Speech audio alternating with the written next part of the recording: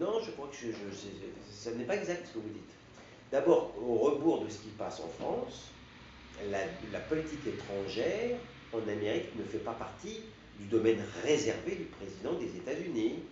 Il doit obtenir l'accord du Congrès, des sénateurs, de la Chambre des représentants, pas seulement pour faire la guerre, pas seulement pour faire la paix, mais également en matière d'armement, en matière de grandes décisions. C'est une vraie démocratie. Alors que aujourd'hui, le Congrès ne s'en laisse pas compter par l'idéologie d'Obama, c'est certain, mais je crois que ça a toujours été cela, mais davantage encore lorsqu'on voit que la fausse candeur, parce que M. Obama est un faux candide et un vrai intelligent. Je crois que lorsque il a rêvé tout haut de changer les choses au Proche-Orient, il n'y croyait pas vraiment lui-même, premièrement. Et deuxièmement, je crains que nous ayons affaire à une sorte de nouveau Carter, plus intelligent, encore plus idéologue, et qui maintenant est rattrapé par les réalités. C'est-à-dire qu'il ne fait pas ce qu'il veut. Il a affaire également à un Benjamin Netanyahu qui est redoutable d'habileté et d'intelligence, et qui est un pragmatique.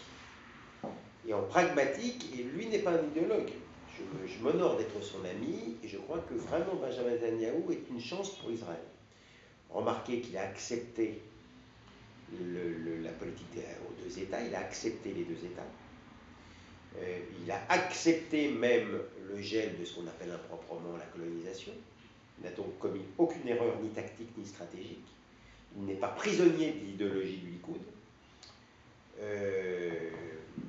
Et du coup, eh bien évidemment, il peut difficilement être diabolisé, disqualifié par la presse américaine, par le Congrès qui comprend parfaitement les choses. Et du coup, c'est davantage Obama qui est plutôt une caricature. Donc, je crois que moi, j'ai toujours dit, je n'ai pas aimé l'élection d'Obama. Je ne l'ai pas aimé pour deux raisons. C'est que, d'une part, je n'ai pas aimé l'Obamania, même si l'homme est intéressant. Je trouve que ce type a une classe folle, et je trouve que c'est un redoutable débatteur, en tout cas un redoutable tribun. Je le crois très intelligent, et je ne le diabolise pas, mais je n'aime pas son idéologie. Et puis, donc, je peux tout à fait concevoir qu'on ait voté Obama. Par contre, d'avoir vu uniquement la couleur de cet homme, de s'être réjoui par pur essentialisme de l'élection d'un noir, ça me paraît complètement aberrant. Moi, il ne me reviendrait pas à l'idée d'être content que Strauss-Kahn soit élu sous prétexte qu'il est juif. Alors, quelle est l'extrême limite? Les Noirs américains eux-mêmes soient contents par une sorte de tribalité que je peux tout à fait imaginer, mais que je ne partage pas. Pour ma part, je peux encore l'admettre, mais que les autres soient par une sorte d'angélisme total et finalement de racialisme. C'est du racialisme, ça j'ai détesté cette période-là. Et puis la politique d'Obama me paraît effectivement assez faible. Regardez où il en est réduit vis-à-vis, par exemple, de Guantanamo. Et je crois qu'il faut davantage le reprocher aux Obamaniacs qu'à Obama lui-même, qui est un politicien habile.